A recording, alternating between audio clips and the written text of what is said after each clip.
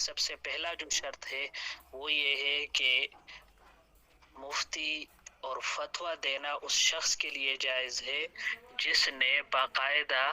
ماہر مفتی اور اہل فتویٰ کے زیر نگرانی رہ کر یہ تربیت حاصل کی ہو۔ دوسری شرط یہ ہے کہ مفتی جو ہے وہ دعا اور رجوع اللہ کرنے والا ہو۔ تیسری شرط یہ تھی کہ اس میں تفتن ہو، بیدار مغزی ہو اور ہوشیاری ہو، اور مزاج شناس اور مردم شناس ہو۔ تو یہ مزاج شناس اور مردم شناس آگے آج جو درس ہے وہ اس سے یہی متعلق آگے تفصیل ہے، عرف اور عادت سے واقفیت رکھتا ہو، اسی طرح مستفتی کے شہر کے عرف سے بھی اس کو واقفیت ہو، اور عرف کو بھی پہچانتا ہو، عرف خاص کو بھی، عرف عام کو بھی، اور جس نصوص کا تعلق عرف کے ساتھ ہوتا ہے اس کو بھی پہچان رہا ہو۔ اسی طرح بردبار ہو، وقار اور سکینت اور متانت اس میں ہو، خوش خلقی اور صبر سے مزین ہو، وضاقت اور لباس میں بھی شریعت کی پیروی کر رہا ہو، مسئلہ جو بیان کرے یا فتویٰ دے تو خود اعتمادی کے ساتھ دے۔ ہاں اگر دلائل سے پتہ چلے کہ اس نے جو فتویٰ دیا ہے یہ راجح قول پر نہیں ہے، اس سے رجوع کرنے کی ضرورت ہے، تو پھر اسے شریعت کی اتباع میں رجوع عن الفتویٰ بھی شریعت کے اتباع میں اس پر بھی یہ راضی ہو۔ اس لیے کہ ہمارے ہاں یہ ہے کہ شیخ الاسلام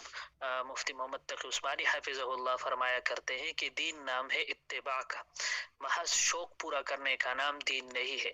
اگر کسی کو یہ شوق ہو کہ میں فتویٰ دوں اور میں مفتی مشہور ہو جاؤں اور لوگ ایک طرف جا رہے ہوں، جمہور ایک طرف جا رہے ہوں اور میں ایک الگ رائے اختیار کروں، تو وہ تو ایسا کر سکتا ہے، لیکن جو اتباع دین کے طور پر اور اتباع نبی اور اتباع شریعت کے طور پر یہ کام کر رہا ہے، فتوی کی خدمت سر انجام دے رہا ہے، تو پھر اس کے لیے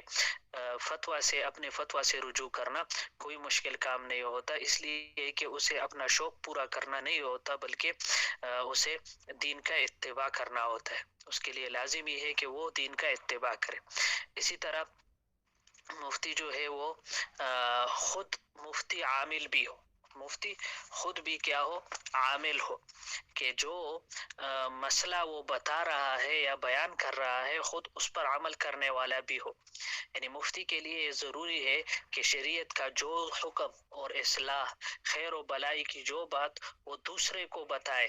اسے خود بھی اس پر عامل ہونا چاہیے، اور ہر وقت اپنی اصلاح کی فکر میں لگا رہے، اور اپنی اصلاح کی فکر کیسے، کہ جس طرح اسے خود اپنا پتہ ہوتا ہے، من آدم کے من دانم، کہ فقہی اعتبار سے فتویٰ کے لحاظ سے متعلق اگر مجھ سے کوئی سوال پوچھا جائے یا استفتاء میرے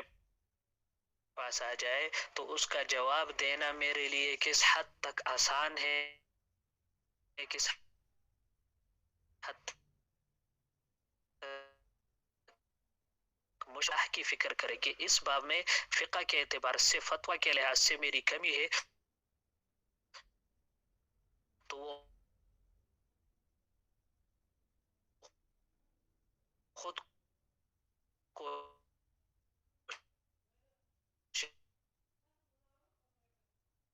کرے۔ مثلا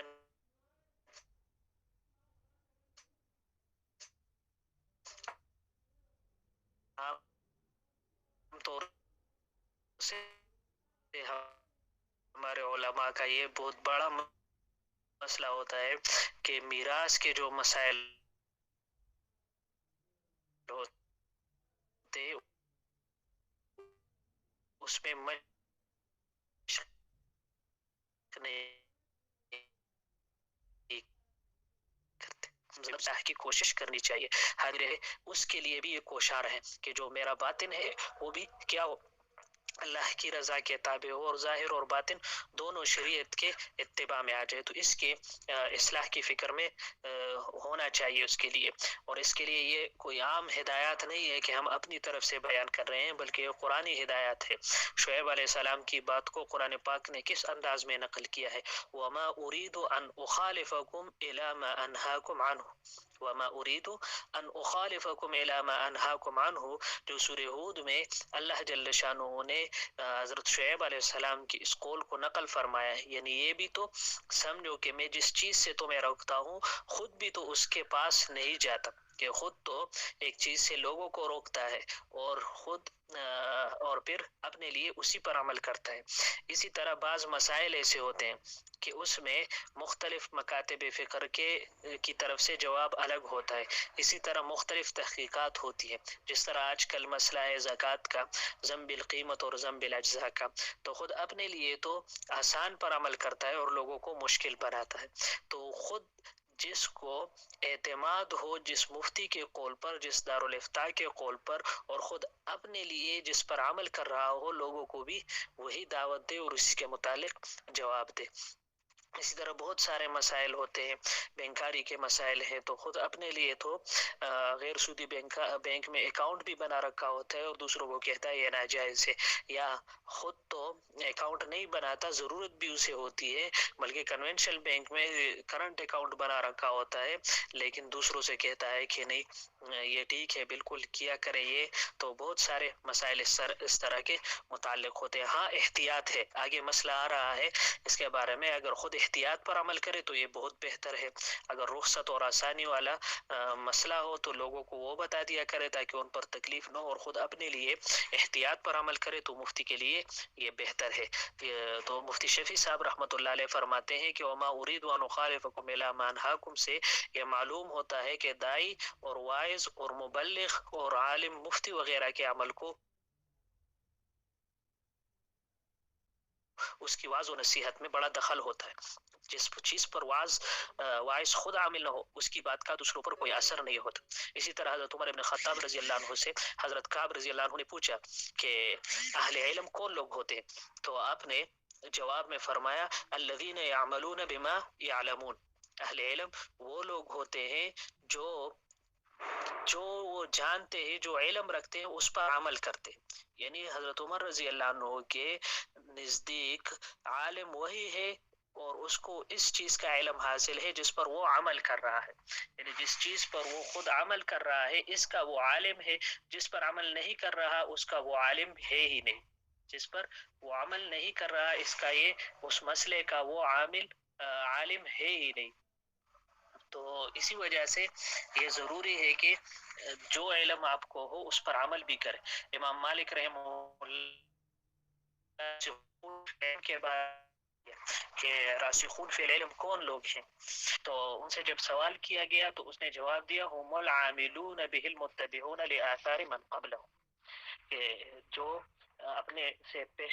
پیشرو لوگ ہیں، اس سے پہلے جو گزرنے والے لوگ ہیں جس کا یہ اتباع کر رہے ہیں اس پر کرے اور ان کے علم پر اور ان کی طرز زندگی کے مطابق وہ عمل کرنے والے ہوں. جو کچھ وہ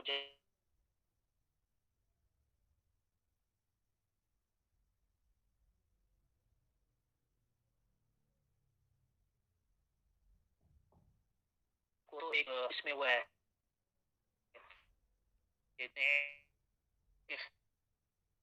کرے. مفتی صاحب آواز کٹ کٹ کے آ رہی ہے. آواز بہت ہے.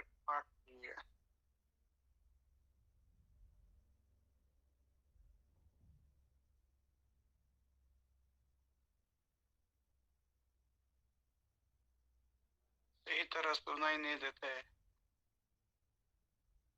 مفتی صاحب آواز بند ہو گئی. بعضوں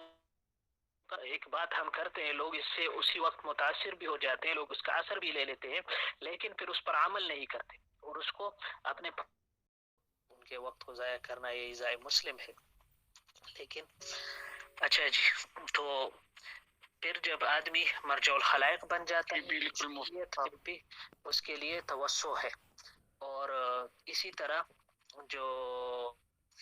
بعض اوقات ایسے بھی ہے جیسا حسن بصری رحمہ اللہ کا ہے کہ پھر اگر اور لوگ نہ کرے تو مفتی اور عالم کے لیے ضروری ہوتا ہے. عام لوگوں کے لیے تو پھر بھی گنجائش ہے کہ اپنے نفس وغیرہ کا خطرہ ہو تو وہ نہ جائے، لیکن عالم اور مفتی کے لیے پھر وہاں پر ضروری ہوتا ہے. اسی طرح جو فرض جہاد ہے تو اس وقت بھی پھر ایسے لوگوں کے لیے پیچھے ہٹنا یہ بہت بڑا مشکل ہے. تو ایک تو یہ اہم بات ہے کہ مفتی خود بھی عامل ہو اور خود اس چیزوں پر عمل بھی کرے، اور یہ کہ اس میں، اور یہ اس لیے ہے تاکہ اس کی بات کا اثر بھی ہو، برکت بھی ہو اور قبولیت بھی ہو اور اس میں نافعیت بھی ہو. تو یہ جملہ اپنے ساتھ بلکہ نوٹ کر کے لکھ لیا کریں کہ اختصاص اور نافعیت. ایک ہے احساس. ہمارے ایک استاد فرمایا کرتے تھے کہ احساس ذمہ داری سے انسان کی قیمت بڑھ جاتی ہے. احساس ذمہ داری سے انسان کی قیمت بڑھ جاتی ہے. اب جو ہم نے علم حاصل کی ہے، افتاء کا کورس کر لیا ہے، یا اسی طرح فقہ وغیرہ میں اللہ جل شانہ نے ہمیں تفوق دیا ہے، تو اب اس کی ذمہ داری کا ہمیں احساس ہو اور پھر اس احساس کے ساتھ عمل کرنا ہو، تو پھر اس سے انسان کی قیمت بڑھ جاتی ہے. اور جب انسان کی قیمت بڑھ جاتی ہے تو وہ عند اللہ بھی بڑھ جاتی ہے. اس لیے کہ عند الناس تبھی بڑھ جائے گی جب عند اللہ ہی بڑھ جائے. اور اس میں یہ دونوں چیزیں ہیں، اختصاص اور نافعیت. اس کا لحاظ کرنا چاہیے. علامہ قرافی رحمہ اللہ وہ فرماتے ہیں کہ ہر کوئی خیر کی بات ہو تو مفتی اس کی ابتدا اپنے آپ سے کرے، اس لیے کہ پھر لوگوں کے استقامت کے لیے جو چیز ضروری ہوتا ہے وہ مفتی کا فعل ہوتا ہے. کہ جو خیر کی ابتدا عالم اور مفتی اپنے آپ سے کرے تو پھر لوگ اس پر استقامت اختیار کرتے ہیں. اور اللہ جل شانہ کا جو یہ قول ہے تأمرون الناس بالبر وتنسون انفسکم، تو اس میں بھی وہ فرماتے ہیں وَمَتَى كَانَ الْمُفْتِي مُتَّقِيًا لِلَّهِ تَعَالَى وَجَعَلَ اللَّهُ الْبَرَكَةَ فِي قَوْلِهِ وَيَسَّرَ قُبُولَهُ عَلَى مُسْتَمِعِهِ. جب وہ متقی ہوتا ہے تو اللہ جل شانہ اس کے قول میں بھی برکت ڈالتا ہے اور لوگوں کے لیے اس کے قول کو قبول کرنا آسان فرماتا ہے.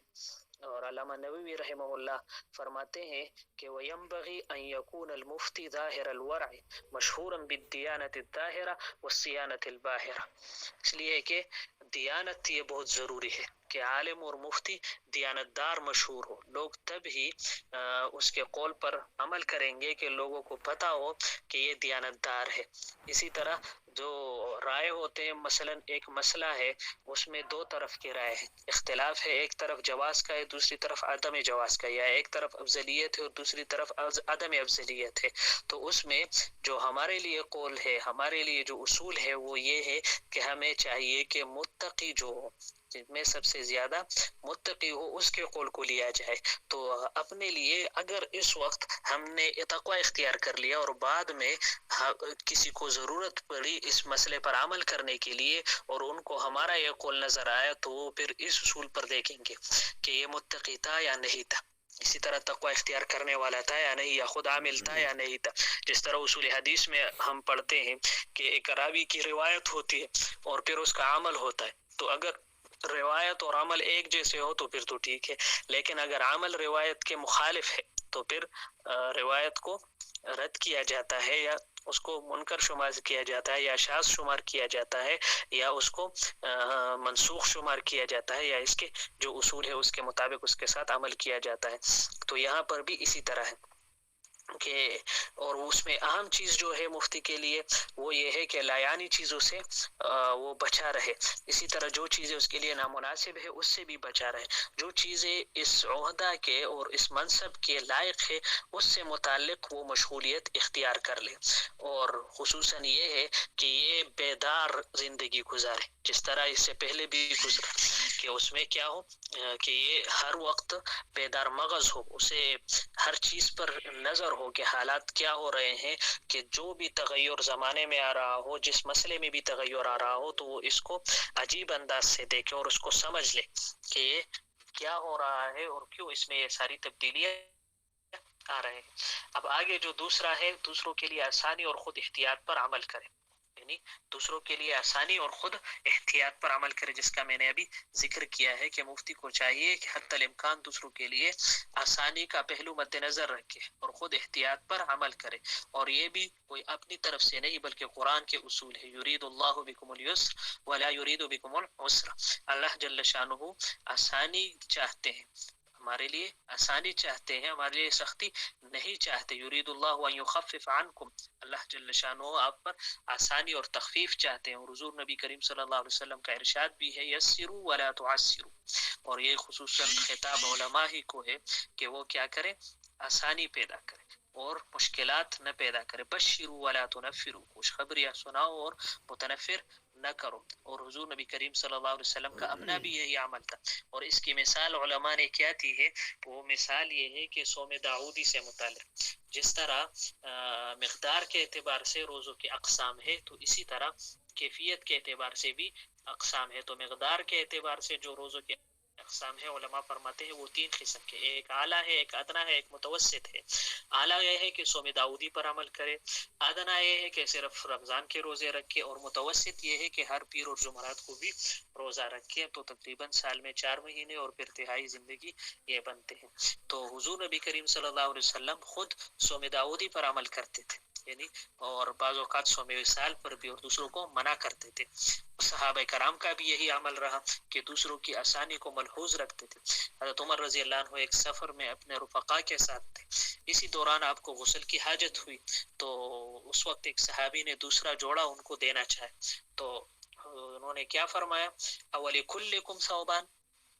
کہ ہر ایک کے لیے 2 کپڑے ہیں، مطلب یہ ہے کہ ہر ایک کے پاس تو زائد کپڑے نہیں ہے، اگر میں دوسرا کپڑا استعمال کروں گا جبکہ اس کے پہنے ہوئے کو بھی جو میرے پہنے ہوئے کپڑے اس کو بھی دھو کر استعمال کر سکتا ہوں، تو میری بحیثیت مقتدا ہونے کے دوسرے لوگ اس کے مطابق کرنے کے لیے مشقت میں مبتلا ہوں گے۔ تو اسی طرح بعض اوقات عالم اور مفتی کو لوگ دیکھتے ہیں اور پھر اسی طرح اپنے آپ کو اختیار کرنا پڑتا ہے ان کے لیے، تو ان میں اس کو مشقت سے کام لینا پڑتا ہے۔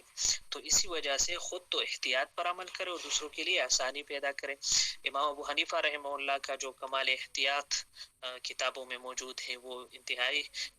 اس کے مناسب بھی ہے، اور اس سے اس کا اندازہ بھی لگایا جا سکتا ہے کہ سخت گرمی تھی، سخت دھوپ تھا، لیکن وہ سخت گرمی میں کھڑے رہے، لیکن جو ان کا مقروض تھا اس کے گھر کے دیوار کے سائے میں کھڑے نہیں ہوئے۔ حالانکہ فقہ اعتبار سے دیکھا جائے تو یہ سود میں نہیں آتا، لیکن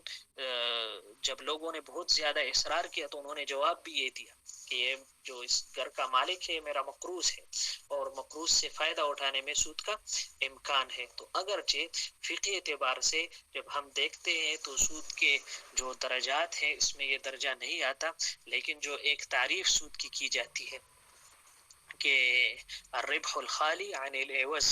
کہ وہ فائدہ جو عوض سے خالی ہو، تو اب یہاں پر بھی جو فائدہ لے رہے ہیں یہ کیا ہے، عوض سے خالی ہے۔ تو امام مالک رحمہ اللہ کے بارے میں امام نووی رحمہ اللہ فرماتے ہیں کہ وہ اس چیز پر عمل کرتے تھے جو لوگوں پر لازم نہ ہوا ہو، یعنی جو بات لوگوں پر لازم نہ ہو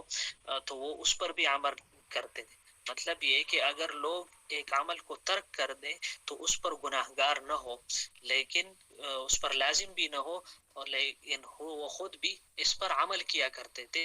اور یہ اپنے شیخ ربیعہ سے نقل کرتے تھے کہ وہ بھی اس طرح کرتے تھے۔ اس سے مراد مستحبات پر عمل ہے، کہ مستحبات پر عمل کرنا یہ بہت ضروری اور انتہائی اہم بات ہے۔ آج کل تو ہم مستحبات کو چھوڑ دیتے ہیں، لیکن مفتی کے لیے یہ لازمی ہے کہ وہ اس کا ادراک کرے۔ تانوی رحمہ اللہ نے اس پر کافی ساری تفصیلی بحث کی ہے، اور خصوصاً افتاء سے متعلق بعض کتابوں میں بھی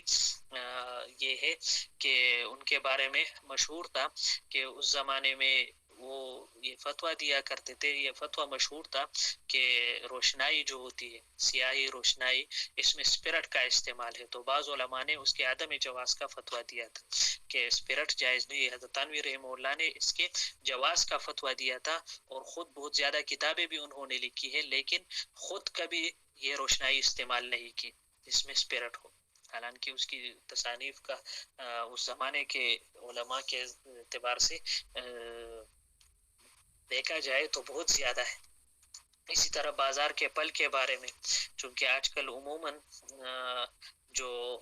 قبل بدو الصلاح والی بات ہے، ابھی پھول بھی نہیں آتے اور باغات کی بے کر دی جاتی. حالانکہ اس طرح بے کرنا جائز نہیں ہے، اور حضور نبی کریم صلی اللہ علیہ وسلم نے اس سے منع فرمایا ہے. تو اسی وجہ سے بعض علماء کرام نے بازار سے پھل خریدنے کو بھی ناجائز کہا. کہ اس لیے کیوں ناجائز ہے کہ یہ بے فاسد پر مبنی ہے. اور لیکن تھانوی رحمہ اللہ نے اس میں بھی گنجائش نکال دی تھی اور یہ فتویٰ دیا تھا کہ ان پھلوں کو کھانے کی گنجائش ہے. البتہ خود ہمیشہ عمر بازار سے پل لے کر نہیں کھائے اور دوسروں کو کھانے کی اجازت دی تھی. یہ وہ چیز ہے جس کی دوسروں کو تلقین کرتے ہیں، اس سے زیادہ خود اس پر عمل کرتے ہیں، تب ان کی بات میں اثر پیدا ہوتی ہے اور ہم بھی آج ان کا نام لینے والے ہیں. تو یہ ان کی عادت تھی، اور ہم نے خود بھی اپنے بعض علماء کا یہ طریقہ دیکھا ہے کہ وہ فروٹ بالکل کھایا نہیں کرتے، پھل کھایا نہیں کرتے تھے، اور یہ کہ کہا کرتے تھے کہ ہم وہاں سے کھائیں گے کہ کوئی باغ ایسا ہو کہ اس کے مالک نے خود وہاں پر باغبانی کی ہو اور ساری چیزیں وہاں پر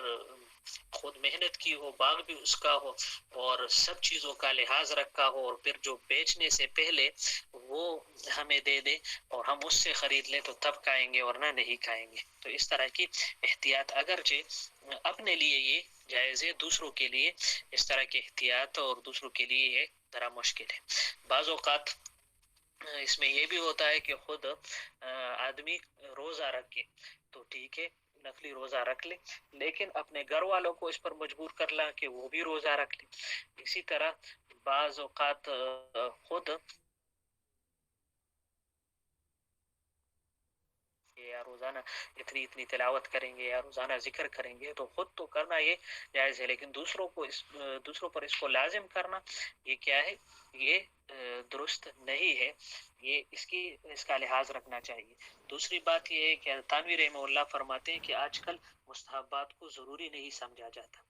حالانکہ عمل کے درجے میں یہ واجبات اور فرائض کے ضروری بھی نہیں، مگر تعلیم اس کی ضروری ہے. وہ فرماتے ہیں کہ یہ دو وجہ سے اس کی تعلیم ضروری ہے. ایک اس لیے کہ لوگوں کو اس کا مستحب ہونا معلوم ہو جائے تو کوئی ان کو جائز نہ سمجھے گا یا فرض و واجب خیال نہ کرے گا، اور اس سے اصلاح اعتقاد کے لحاظ سے اس کی ضرورت ہے. اور اس درجے میں مباحات کی بھی تعلیم ضروری ہے. اور دوسرا اس لیے کہ ان کے برکات و ثمرات بھی بے شمار ہیں.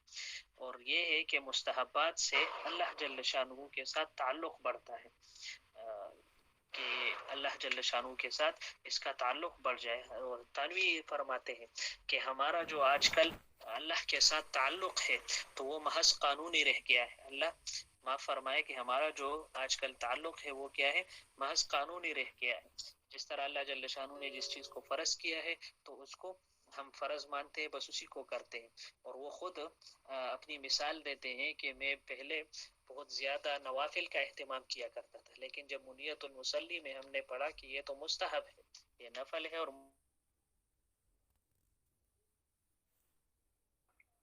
مفتی صاحب آواز غائب ہو وجہ گئی سے ہے. بھی ایک وہ جی اب پھر وہی سلسلہ آیا تھا، ابھی ٹھیک ہو جائے گی. تو حضرت تانوی فرماتے ہیں کہ میں نے بعض میں نوافل کا اہتمام کیا کرتا تھا، لیکن بعد میں جب مجھے معلوم ہوا منیت المصلی میں نے پڑھ لی تو مجھے معلوم ہوا کہ یہ مستحب ہے اور نفل ہے، تو پھر میں نے اس کو چھوڑ دیا. اور پھر اس وقت مجھے بہت افسوس ہوا اور قلق ہوا کہ یہ جو میں کام کر رہا ہوں اس وقت جو مجھے کرنا چاہیے تھا یہ نہیں کرنا چاہیے تھا. وہ فرماتے ہیں کہ جس طرح میاں بیوی کا تعلق ہوتا ہے، اگر یہ تعلق صرف ضابطے کی حد تک رہے، صرف ضابطے کی حد تک رہے تو اس تعلق کے قطع ہونے کا اندیشہ رہتا ہے. لیکن بعض اوقات اس تعلق کو بڑھانے کے لیے بہت ساری چیزوں کا خیال رکھا جاتا ہے کہ جو حقوق ضروریہ ہے اس کے سے زائد بھی لوگ کرتے ہیں، ان کو زیورات، کپڑے وغیرہ یہ ساری چیزیں، تاکہ ان کے ساتھ تعلق برقرار رہے. تو اسی طرح اللہ جل شانہ کے ساتھ بھی ہمارا تعلق زیادہ ہونا چاہیے، اور یہ علاقہ صرف ضابطے کی حد تک نہیں ہونا چاہیے بلکہ آگے بھی اس پر عمل کرنا چاہیے. دوسری جب خود احتیاط پر عمل کرتا ہے اور دوسروں کے لیے آسان قول پر فتویٰ دیتا ہے تو یہ جو خود اپنے احتیاط پر عمل کر رہا ہے تو اس کو بھی اس انداز سے کرے کہ لوگوں کو پتہ چلنے نہ دیا جائے اور نہ ہی کسی کو بتائے، کیونکہ ایک تو اس میں ریا کا شائبہ ہے اور دوسری بات یہ ہے کہ عام آدمی اس کو ضروری فرض یا واجب سمجھ کر عمل کرے، تو پھر یہ بھی صحیح نہیں ہے کہ عام طور سے بعض اوقات یہ جو دوسروں کے لیے سہولت اور خود اپنے لیے احتیاط پر عمل کرنا ہوتا ہے تو یہ اس صورت میں ہوتا ہے کہ لوگ ایک جائز چیز کو ناجائز سمجھنے لگتے ہیں یا ایک حلال چیز کو حرام سمجھنے لگتے ہیں، یا بہت ساری گنجائش ایک چیز کی شریعت میں ہوتی ہے لیکن لوگ اس گنجائش پر عمل نہیں کرتے، تو اس چیز کو بتانے کے لیے کہ یہ مباحات میں سے ہے یا مستحبات میں سے ہے اور اس کی شریعت میں گنجائش موجود ہوتا ہے تو لوگوں کی آسانی کے لیے یہ کہا جاتا ہے، لیکن خود جب احتیاط پر عمل کرتا ہے اور پھر اس احتیاط کو بھی لوگوں میں پھیلا دے یا لوگوں کو حکم دے اور یا خود اس طرح کرے تو لوگ اس سے شک میں مبتلا ہو جاتے ہیں اور کنفیوز ہو جاتے ہیں، پھر کہتے ہیں فلاں عالم تو اس طرح کرتا ہے اور فلاں نہیں کرتا، یا فلاں اس طرح کرتا ہے اور فلاں اس طرح کرتا ہے، بہت ساری چیزیں اس طرح کی ہوتی ہیں۔ بعض اوقات آدمی سے علماء سے لوگ مسئلہ پوچھتے ہیں تو جو عام علماء ہوتے ہیں وہ جواب دیتے ہیں اس طور پر کہ وہ تقوی سے متعلق ہوتے ہیں، اور جو مفتیان کرام ہوتے ہیں جن کا تعلق فقہ اور افتاء کے ساتھ ہوتا ہے تو وہ پھر فتویٰ کے انداز میں جو فتویٰ والا قول ہوتا ہے وہ بیان کرتا ہے۔ اس وجہ سے بعض مسائل جو ہوتے ہیں وہ تقوی کے ساتھ متعلق ہوتے ہیں اور بعض اوقات بعض مسائل فتویٰ کے ساتھ متعلق ہوتے ہیں جو صرف جواز کی حد تک ہوتے ہیں۔ اس کا بارہا تجربہ ہوا ہے، بعض اوقات ہمارے ایک دوست تھے وہ بھی کہا کرتے تھے کہ آپ علماء بھی عجیب لوگ ہو، اپنے لیے آسان پر عمل کرتے اور ہمارے لیے مشکل مسائل بنا دیتے اور بتا دیتے ہیں، تو میں نے کہا کہ اپنے لیے اس وجہ سے آسان پر عمل کرتے ہیں کہ اگر اس میں غلطی بھی ہو جاتی ہے تو ہمارے لیے پتہ معلوم ہوتا ہے کہ کہاں سے اس غلطی کا اصلاح ہوگا۔ اور اس کی مثال اس نے ایک مسئلہ پوچھا تھا کہ ایک وقت میں نے ایک مسجد میں نماز پڑھی تو وہ نماز ایسی تھی کہ میرے نزدیک وہ نماز ٹھیک نہیں تھی، تو کہتے ہیں کہ مولوی صاحب سے میں نے پوچھا تو اس نے کہا کہ ہاں وہ غلطی ہو گئی تھی لیکن بات ٹھیک ہو گئی اس حد تک ہے، تو پھر وہ غالباً زلت القاری کا مسئلہ تھا۔ مسئلہ یہ تھا کہ ایک مولوی صاحب تھے، اس نے نماز میں ایک جگہ سے تلاوت شروع کر لی، تقریباً آدھی جگہ پر تلاوت کر کے تقریباً 10-12 آیتیں پڑھ لی، پھر وہ بھول گیا، دوسری جگہ چلا گیا تو وہ دوسری جگہ پر اس نے پھر آگے تلاوت پوری کر لی، تو نماز کے بعد اس نے پوچھا کہ نماز تو نہیں ہوئی اس لیے کہ ایک جگہ سے آپ نے پڑھی دوسری جگہ سے، تو اس حال مولوی صاحب نے جواب دیا کہ نہیں وہ میری آیتیں بھی پوری تھی اور مضمون میں بھی کوئی فرق نہیں ہوا تو اسی وجہ سے نماز جائز ہو گیا۔ تو پھر وہ کہہ رہے ہیں کہ اپنے لیے تو اس طرح کرتے ہیں اور اگر ہم اس طرح کریں تو ہمارے لیے کہتے ہو کہ ایسا نہیں ہے، حالانکہ یہ مسئلہ ایسا ہے کہ جواز کا قول ہے اس میں، لیکن عام طور سے جو عام عوام کو سکھایا جاتا ہے تو یہی کہا جاتا ہے کہ ایک ہی جگہ سے اور ایک صورت سے پڑھ لیا کرے اور مختلف متشدد جگہوں سے پڑھنا یہ مکروہ ہے، تاکہ لوگ اس طرح نہ صرف ایک جگہ سے اور دوسری جگہ سے وہ تلاوت کر لیں اور پھر اس میں معنی کے اعتبار سے خرابی لازم آئے یا حلال حرام ہو جائے یا حرام حلال ہو جائے یا حلال حرام ہو جائے یا اسی طرح کفر اور اسلام کا مسئلہ نہ بن جائے،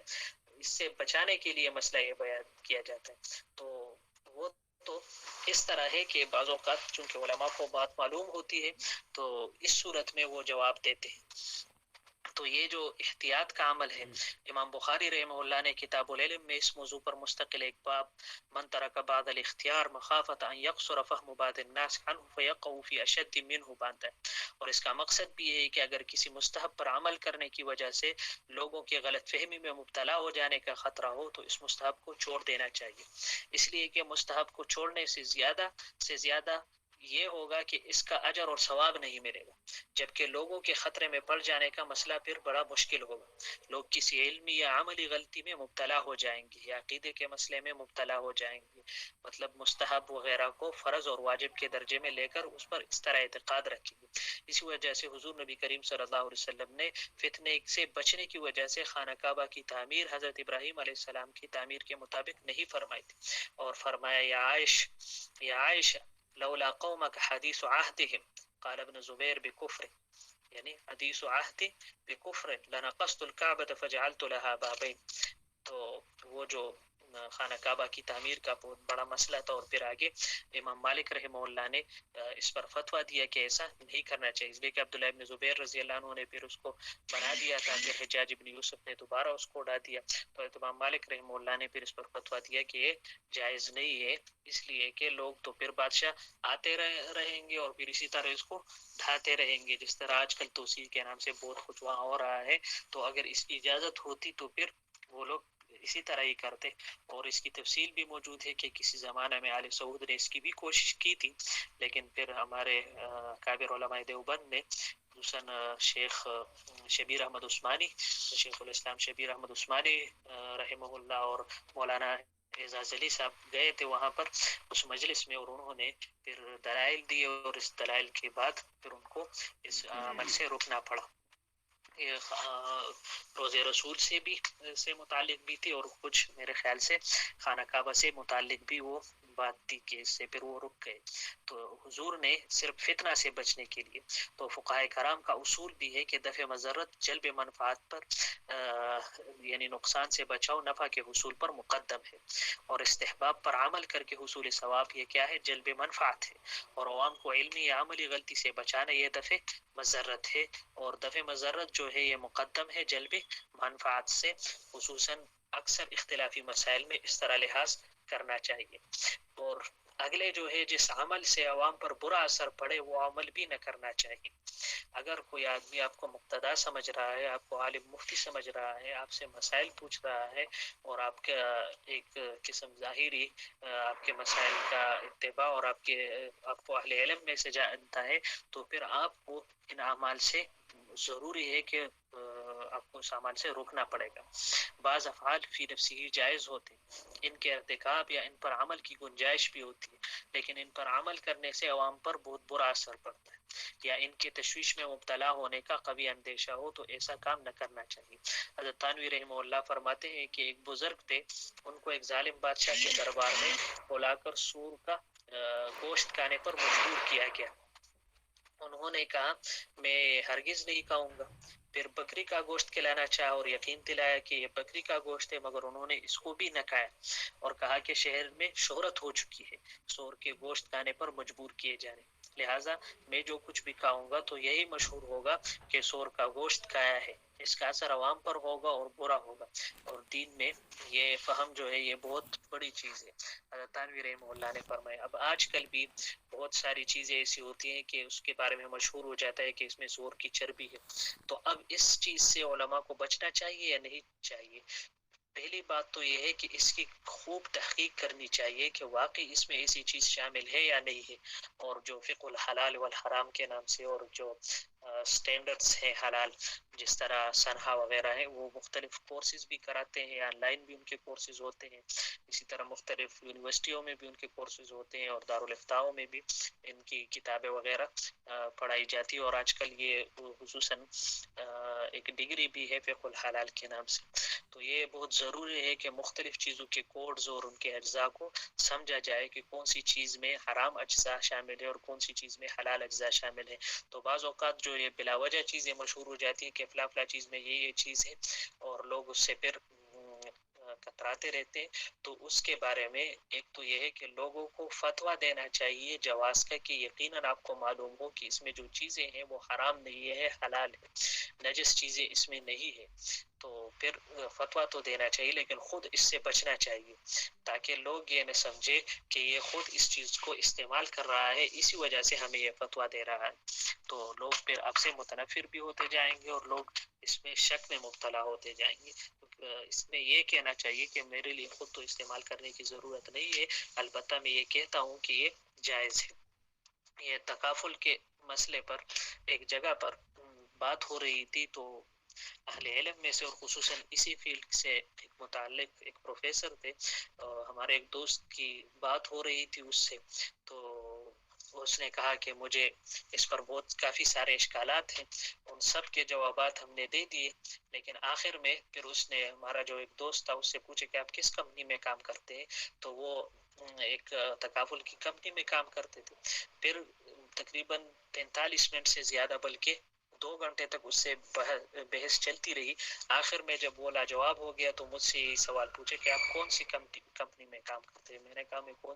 کسی بھی کمپنی میں کام نہیں کرتا, کسی بھی بینک میں کام نہیں کرتا, لیکن جو اصول ہے وہ یہی ہے. اور اسی اصول کے مطابق تب اس نے جا کر مان لیا کہ ہاں آگے تو مجھے علم نہیں ہے, لیکن جو آپ کسی کمپنی میں کام بھی نہیں کر رہے, کسی کمپنی کے لیے کام بھی نہیں کر رہے اور یہ مجھے کہہ رہے ہیں, تو پھر مجھے آپ کی بات کا اعتماد ہے کہ آپ بالکل ٹھیک کہہ رہے ہوں گے. اور یہ جو دوسرے ساتھی ہیں یہ اگرچہ ٹھیک کہہ رہے ہیں لیکن اس کو اپنی تنخواہ اور اپنی کمیشن کا مسئلہ ہے, تو لوگ اسی طرح کرتے ہیں. تو یہ بہت بڑی چیز ہے. آج کل بھی یہی ہے کہ بعض کمپنیوں کے بارے میں ہم جواز کا فتویٰ دیتے ہیں اور وہ لوگ ہمارے پاس آتے بھی ہیں کہ ہمارے ساتھ یہ کر لو وہ کر لو, لیکن اس میں کام نہیں اختیار کرنا چاہیے تاکہ لوگ اس وجہ سے اہل علم سے متنفر نہ ہو یا اس فتوے کے بارے میں مشکوک نہ ہو. اور جو رخصت اور سختی ہوتی ہے کہ کس جگہ پر مفتی کو سختی اختیار کرنی چاہیے, کس جگہ پر رخصت دینی چاہیے, تو یہ کیا ہے, یہ مفتی کی فراست پر موقوف ہے. یہ جو ہم نے ابتداءً بھی اصول میں کچھ پڑھا تھا اور آگے بھی ایک اصل آ رہی ہے, اس میں ساری تفصیل موجود ہے. رخصت اور سختی جو ہے یہ کیا ہے, یہ مفتی کی فراست پر موقوف ہے. کہ اور یہ کب کہ مفتی کی مردم شناسی اور فراست, کہ فراست کیا ہے, اور حدیث میں بھی آیا ہے اتقوا فراست المؤمن فإنه ينظر بنور اللہ. اور اس نور کے بارے میں پہلی دروس میں بتایا تھا کہ یہ طاعات سے اس نور میں اضافہ ہوتا ہے اور معاصی سے اس نور میں خرابی آتی ہے اور کمی اور نقصان ہوتا ہے. تو یہ جو فراست ہے کہ وہ مستفتی کا حال دیکھ کر, اللہ کو حاضر ناظر سمجھ کر, جس پہلو میں مستفتی کی اصلاح ہو اس کو اختیار کرے. اس سلسلے میں حضرت ابن عباس رضی اللہ عنہ کا واقعہ نقل کیا جاتا ہے, جو اس سے 2 درس پہلے ہم نے عرض کیا کہ ایک آدمی آیا تھا اور اس نے پوچھا کہ قاتل کی توبہ قبول ہو سکتی ہے, تو آپ نے فرمایا کہ نہیں. پھر دوسرا آیا تو اس نے پوچھا تو اس کو یہ جواب دیا گیا کہ ہاں اس کی توبہ قبول ہو جاتی ہے. تو ایک شاگرد نے پوچھا کہ یہ کیا ہے, تو اس نے کہا کہ جو پہلے والا شخص تھا وہ قتل کرنے کا ارادہ رکھتا تھا, اور جو دوسرا شخص تھا اس نے قتل کیا ہوا تھا اور وہ توبہ کی غرض سے آیا تھا, تو میں اس کو مایوس نہیں کرنا چاہتا تھا. کہ اس لیے مفتی کے لیے یہ ضروری ہے کہ جو خصوصی واقعہ, خصوصی جزیہ اس کے سامنے آئے, جس طرح ہم نے ابتدائی دروس میں پڑھا تھا کہ فتاوی شرعیہ اور فتاوی جزئیہ, فتاوی شرعیہ اور دوسرا ہے فتاوی فقہیہ اور تیسرا فتاوی جزئیہ. تو فتاوی شرعیہ اور فتاوی فقہیہ تو ہم دیکھ لیتے ہیں, لیکن جو فتاوی جزئیہ ہمارے سامنے آ جاتے ہیں تو پھر اس میں ضرورت ہوتی ہے کہ جب اس میں کوئی سوال کیا جاتا ہے تو اس میں رخصت دی جائے یا تشدد اختیار کیا جائے. تو اس سے متعلق یہ حضرت ابن عباس رضی اللہ عنہ کا واقعہ ہے, اس پر دھیان رکھنا چاہیے. یہ جو حلال اور حرام کی بحثیں شروع ہوئی تو ایک جگہ پر میٹنگ تھی اور مختلف کمپنیوں والے آئے ہوئے تھے اور انہوں نے مختلف علماء کو بلایا تھا کہ ہم شرعی معیارات قائم کرنا چاہتے ہیں. اور یہ کہ جو حلال کے بارے میں جس طرح مختلف پروڈکٹس تیار ہوتے ہیں, مختلف چیزیں تیار ہوتی ہیں اور اس پر مہر لگایا جاتا ہے, سرٹیفکیٹ دیے جاتے ہیں کہ ان کا کام حلال ہے اور اس میں جو اجزاء ہے یہ حلال ہے. تو ایک عالم سے انہوں نے بلایا تھا, تو اس نے پوچھا کہ آپ نے ہمیں کیوں بلایا ہے, تو انہوں نے کہا کہ ہم نے اس لیے آپ کو بلایا ہے کہ آپ کا اعتماد ہمیں حاصل ہو اور لوگوں کو پتہ چلے کہ جو کام ہم کر رہے ہیں یہ شریعت کی اصولوں کی نگرانی میں کر رہے ہیں. تو اس نے ایک بات یہ بتا دی کہ ٹھیک ہے آپ تو شریعت کی بات کر رہے ہیں, لیکن پہلی بات یہ ہے کہ آپ لوگ خود اتفاق کر لیں کہ کون سی چیز حلال ہے اور کون سی چیز حرام ہے. اس لیے کہ بعض حنفیہ کے ہاں بعض چیزیں حلال سمجھی جاتی ہے, وہی چیزیں شافعیہ مالکیہ کے نزدیک حلال نہیں سمجھی جاتی. جس طرح دریا کے سارے جانور بعض کے نزدیک جائز ہے اور بعض کے نزدیک صرف مچھلی ہے. ہمارے ہاں صرف مچھلی ہے, جو چیزیں مچھلی کی قسم میں سے ہوتی ہے تو وہ جائز ہوتی ہے, اور ان کے ہاں جو بھی سمندری جانور ہے خصوصاً مالکیہ کے ہیں تو یہ بہت سارے مسئلے مسائل ہیں. تو کہتے ہیں کہ میں نے انہیں کہا کہ پہلے آپ لوگ اس پر متفق ہو جائیں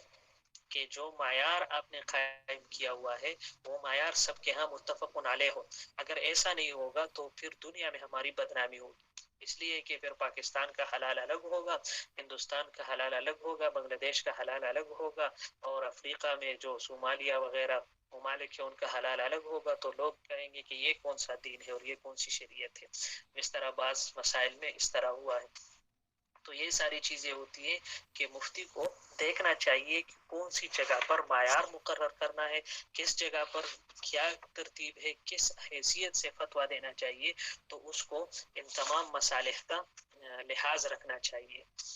اور علامہ نووی رحمہ اللہ نے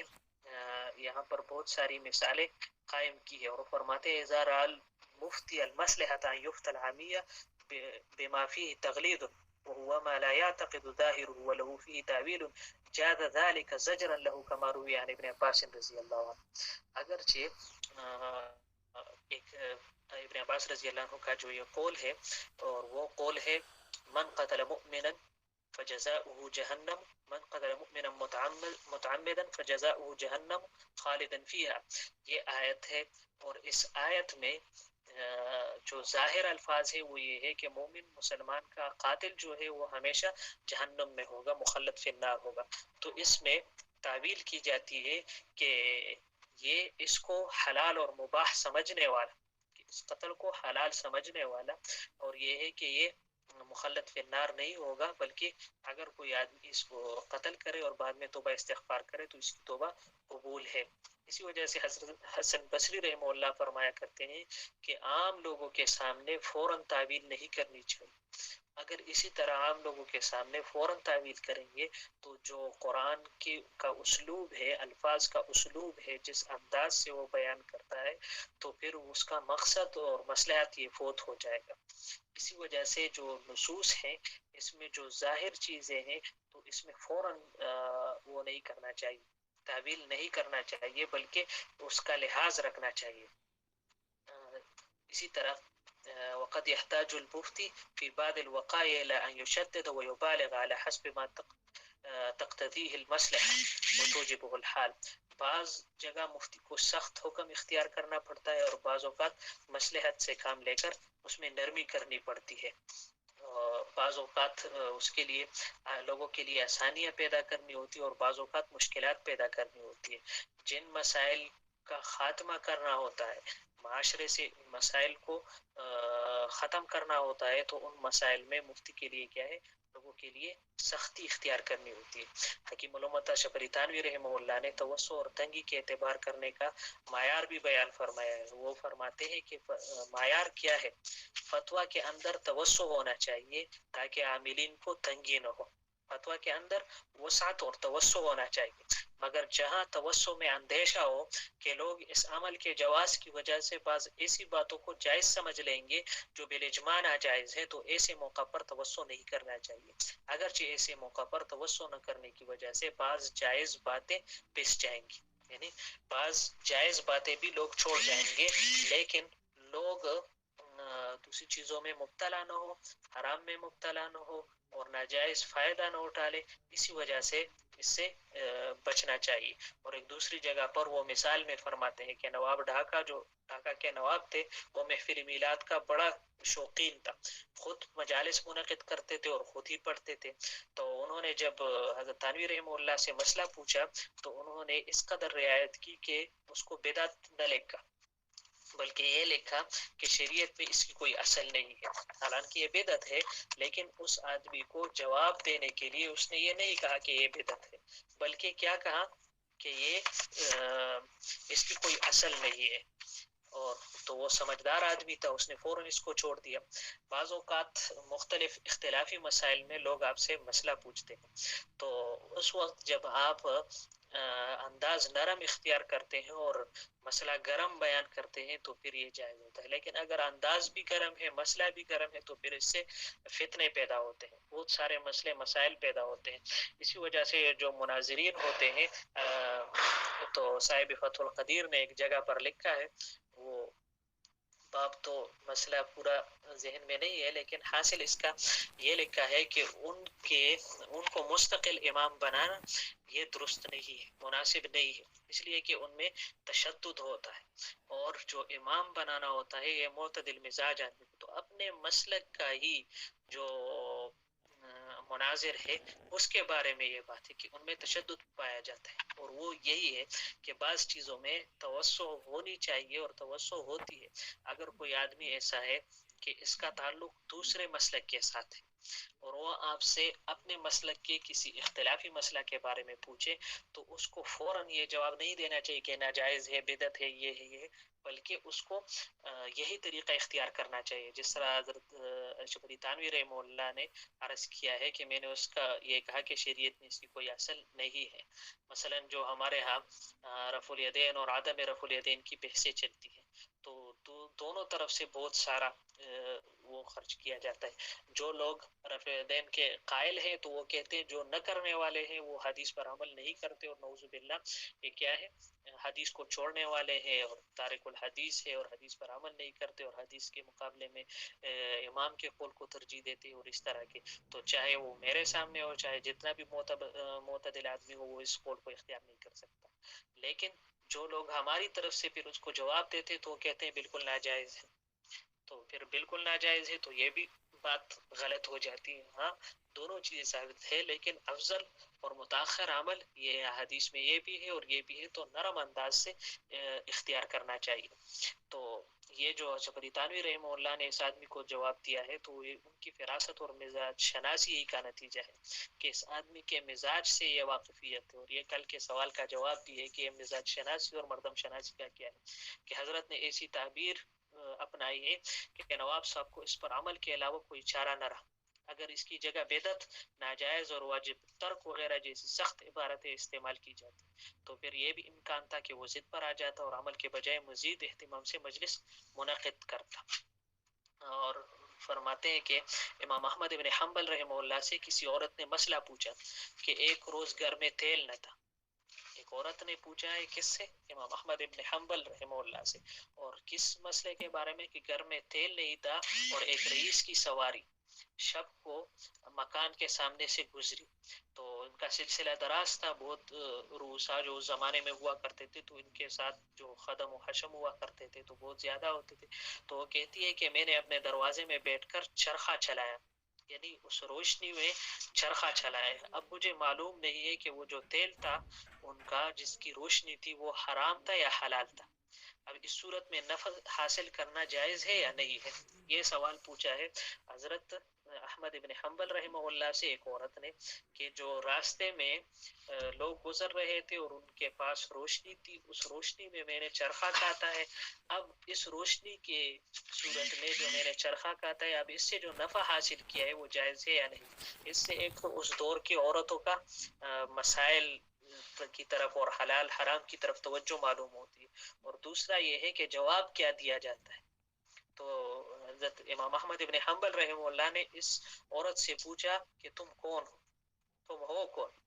بعض اوقات لوگ خواب کے لیے، تعبیر کے لیے فون کرتے ہیں، عورتیں بھی کرتی ہیں، اس طرح مرد بھی کرتے ہیں، جب ان سے ان کے بارے میں پوچھا جاتا ہے کہ کون ہو تو پھر وہ جواب نہیں دیتے کہ ہم کون ہیں، کیا اپنی اصلیت ظاہر نہیں فرماتے، تو اسی وجہ سے بہت سارے مسائل میں ان کا لحاظ پھر نہیں رکھا جاتا۔ تو جب امام احمد بن حنبل نے اس سے پوچھا کہ تم کون ہو، تو اس نے عرض کیا کہ میں بشر حافی کی بہن ہوں۔ فرمایا اگر کوئی اور ہوتا تو اجازت دے دیتا، بشر حافی کی بہن کو اجازت نہیں دے سکتا۔ اب کیوں؟ اس لیے کہ بشر حافی اس زمانے کے ولی اللہ تھے اور اتنی زیادہ احتیاط سے انہوں نے زندگی گزاری تھی، اب اگر اس کی بہن اس طرح کے مسائل میں رخصت پر عمل کرے تو پھر گھر میں ماحول بھی اسی طرح بنتا جاتا تھا، اور اس سے اور بھی بہت سارے مفاسد ہوا کرتے تھے۔ تو اسی وجہ سے یہ بھی مزاج شناسی ہے کہ اس کو سمجھ لیا اور پھر اسی کے مطابق فتویٰ دے دیا۔ تو مفتی کو بھی اپنے فتویٰ میں جو مستفتی کے مناسب حال ہے وہ قول اختیار کرنا چاہیے جس سے اس کی اصلاح ہو، اور اللہ کی حدود کی عزت اور عظمت، ہیبت اور عظمت اس کی دل میں قائم ہو۔ اور علامہ مقرری رحمہ اللہ نے امام یحییٰ رحمۃ اللہ علیہ کے ایک فتویٰ کی مثال دی ہے کہ عبد الرحمن ثانی نے، جو اس وقت سب سے بڑے بادشاہ تھے تاریخ میں، آپ دیکھ سکتے ہیں کہ اس کی عجیب حالت تھی، تو اس نے ایک دن روزہ توڑ دیا، قصداً اس نے روزہ توڑ دیا تھا رمضان کا، اور نیک نفس بادشاہ تھے، اس نے جب یہ کوتاہی کی تو علماء کے سامنے پیش فرمایا، تو امام یحییٰ رحمہ اللہ جو اس وقت علماء کے جو بورڈ تھے اس کے سرخیل بھی تھے، صدر تھے، تو اس نے فتویٰ دیا کہ بادشاہ اس کوتاہی پر 60 روزے رکھے، مثلا مسلسل 60 روزے رکھے۔ ایک اور عالم جو اس مجلس میں موجود تھے، جب مجلس سے باہر آئے تو اس نے امام یحییٰ رحمۃ اللہ علیہ سے کہا کہ حضرت، شریعت نے تو اس موقع پر 60 مسکینوں کو کھانا کھلانے کی بھی اجازت دی، شریعت نے 60 مسکینوں کو کھانا کھلانے کی اجازت دی، تو بادشاہ کو اس کا فتویٰ کیوں نہیں دیا؟ امام یحییٰ رحمۃ اللہ علیہ نے بڑے غصے سے ساتھ اس شخص کو دیکھا اور فرمایا، بادشاہوں کے لیے 60 آدمیوں کو کھانا کھلانا کوئی سزا نہیں ہے۔ اس لیے عبد الرحمن ثانی نے 60 روزے پے در پہ رکھے اور پھر پیشانی پر بل بھی نہیں آیا، حالانکہ وہ خود بھی اہل علم میں سے تھا، نیک آدمی تھا، اس کو خود بھی یہ ترتیب معلوم تھی، لیکن جو علماء سے مسئلہ پوچھا تھا، اور اس کے بارے میں ایک اصل بھی ہے اور خاص بات بھی ہے۔ سعد بن ابی وقاص رضی اللہ عنہ غالباً ان کو دل کا درد محسوس ہوا، تو حضور نبی کریم صلی اللہ علیہ وسلم سے پوچھا گیا کہ اس کا کیا کرے، تو حضور نے فرمایا کہ فلاں آدمی کے پاس اس کو لے چلو کہ وہ فَإِنَّهُ يَتَطَبَّبُ، کہ وہ طبابت اس نے اختیار کی ہے، اس کے پاس لے چلو، اور علاج بھی تجویز فرمایا کہ جو عجوہ کھجور ہے اس کی گٹھلیاں لے اور اس کو پیس کر وہ اس کو استعمال کرے۔ دوا حضور نے بتائی، لیکن بھیجا کس کے سامنے؟ جو طبابت میں ماہر تھا اس کے سامنے، تاکہ اس کی نگرانی میں استعمال کرے۔ تو اس سے علماء نے یہ مسائل بھی مستنبط کیے کہ ایک تو علاج خود اپنا نہیں کرنا چاہیے، جس طرح ہمارے پاکستان میں سب لوگ ڈاکٹر ہیں، اور دوسرا یہ کہ فتویٰ بھی اپنے لیے اگر کوئی مسئلہ آئے تو خود اپنے لیے فتویٰ اختیار نہیں کرنا چاہیے، بلکہ دوسرے اپنے سے فائق عالم مفتی سے جو مخلص ہو اس سے مسئلہ پوچھنا چاہیے، تاکہ وہ آپ کو فتویٰ دے، چاہے جو بھی ہو۔ تو اسی وجہ سے یہ ترتیب اختیار کر لی، تو حالانکہ مسئلہ سخت تھا، پھر بھی بادشاہ نے 60 روزے رکھے پے در پہ، اور اس کے لیے آسان بھی ہوا۔ وجہ کیا تھی؟ کہ اس کا لحاظ رکھا گیا تھا اس مسئلے میں۔ تو یہی ایک عالم کا کام ہے کہ وہ خود بھی عامل ہو، دوسروں کے لیے آسانی اور خود احتیاط پر عمل کرے، اور اپنے احتیاطی عمل کو مخفی بھی رکھے، اور جس عمل سے عوام پر برا اثر پڑے وہ نہ کرنا چاہیے۔ اور رخصت اور سختی پھر یہ کیا ہے؟ یہ مفتی کی فراست پر موقوف ہے کہ کس کو رخصت دے اور کس کو، اور یہ ساری چیز مطالعہ سے پھر سمجھ میں آتی ہے کہ مسائل اس کو ازبر و جزیات، اس کو ازبر و جزیات پر ہو تو سب جزیات سے پھر اس کو آسان مسائل بھی معلوم ہوتے اور سخت مسائل بھی معلوم ہوتے، اور قرآن و سنت اور ان ساری چیزوں پر ان کو عبور بھی ہو۔ اللہ جل شانہ عمل کی توفیق عطا فرمائے۔ اب یہاں تک کوئی سوال ہو تو آپ پوچھ سکتے ہیں۔